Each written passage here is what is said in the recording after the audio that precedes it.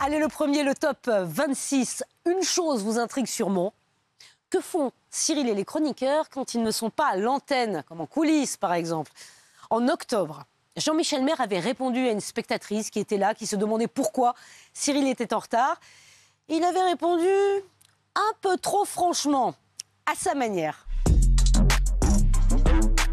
Alors, Cyril, chaque jour, l'émission est en direct, donc vous arrivez à 18h49 pour 18h50.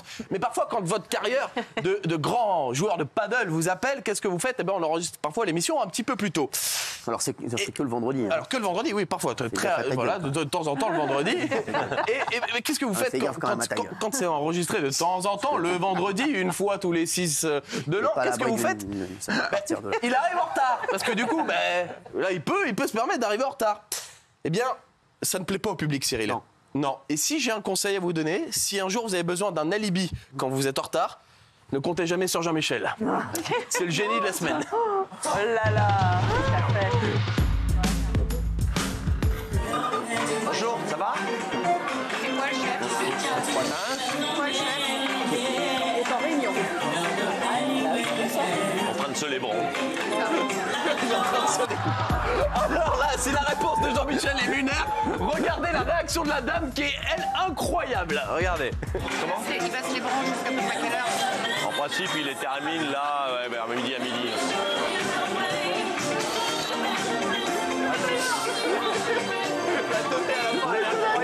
Tu le revois là. C'est extraordinaire. Hey, c'est le meilleur Maguetton. Mais elle est incroyable. Excusez-moi. Je suis tombé amoureux. Non, mais c'est... Excusez-moi, il va se les brancher jusqu'à quelle heure? Non, mais je l'adore. Elle est incroyable. On va le revoir. Regardez bien. Et merci Valérie, vous avez vu Valérie? Voilà, Valérie. Voilà. Jeudi soir pour Valérie Benaïm. Par contre... Et Cyril, regardez bien la tête de la dame.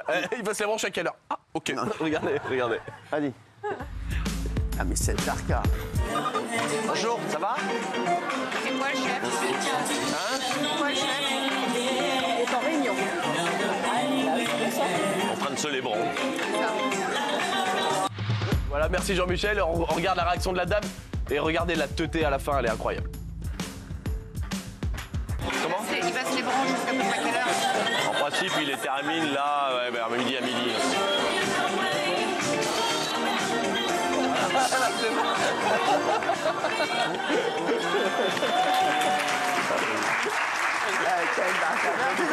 c'est extraordinaire. Extraordinaire, c'est extraordinaire. C'est un extrait de l'indic de la rédac. Sachel Baz voit tout. Vous verrez, on aura l'occasion d'y revenir dans ce top 50. On passe en attendant au top 25. Le 25 octobre, Cyril avait reçu des parents dont le bébé de 2 mois avait été grièvement blessé par les morsures d'un chien. Le papa était venu en plateau pour crier sa colère. Pour info, la maîtresse avait été autorisée à récupérer l'animal. Regardez. En fait, on rentrait tout simplement. J'étais partie le chercher en stage. Oui. Et on rentrait à notre domicile. Donc, mon conjoint, il a sorti notre chienne en attendant que moi, je sorte les courses de la voiture. Excusez-moi. Et en fait, au moment où j'ai sorti le petit, il a pleuré un petit peu, donc je l'ai pris dans mes bras. Et quand au moment où j'ai voulu le reposer, j'ai senti une présence arriver vers moi. Et là, le chien, en fait, il est venu en courant, il m'a sauté dessus. J'ai juste eu le temps de reprendre mon bébé vers moi. Il lui a chopé la cuisse et la fesse. C'est un American Staff. C'est ça. Et heureusement que mon conjoint était là, parce que dès que j'ai vu le chien arriver vers moi, je l'ai appelé, en fait. Et du coup, il a pu lui mettre un gros coup de pied dans la tête. Et ça l'a arrêté. Parce qu'en une fraction de seconde, il lui a fait d'énormes dégâts, alors que je n'ose pas imaginer le pire s'il n'aurait pas été là, en fait. Non, mais bien sûr, et Enzo était obligé là d'intervenir. C'est quoi ce chien? Vous l'aviez déjà vu dans le quartier? Oui, c'est un chien de la résidence. D'accord, un chien de la résidence, c'est qu'est-ce qu'il a? Il a pété un câble, en fait, ça fait 2 ans qu'on croise et qu'il joue avec notre chienne. Il n'y a jamais eu de problème, mais ce soir-là, en fait, je sais pas, il s'est intéressé au bébé alors qu'il avait... Bébé de 2 mois. Ça. Rendez compte, et quelles ont été les séquelles?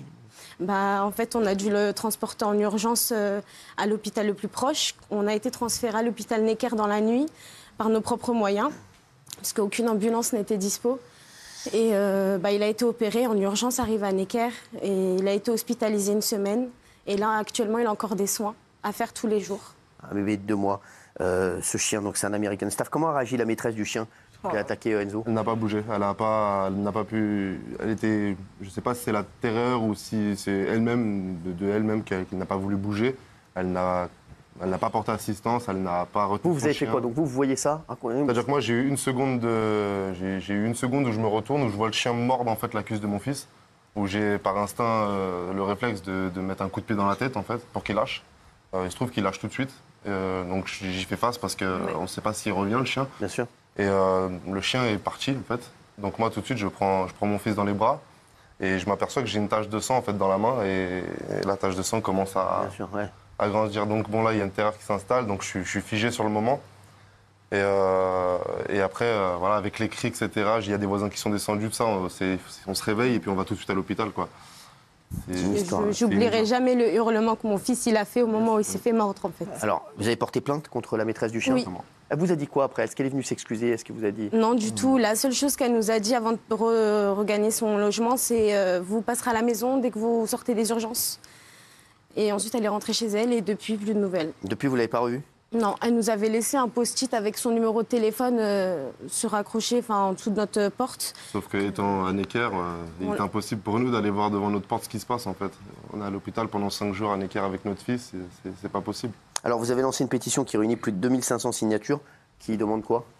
Qui demande que le chien ne soit pas restitué à la maîtresse. Bien sûr, on peut comprendre. Oui, On peut le comprendre. Il paraît que la propriétaire soit portée plainte contre vous pour cette pétition. Mais en fait, il y a eu un malentendu parce que son avocate pensait que la pétition était pour euthanasier le chien.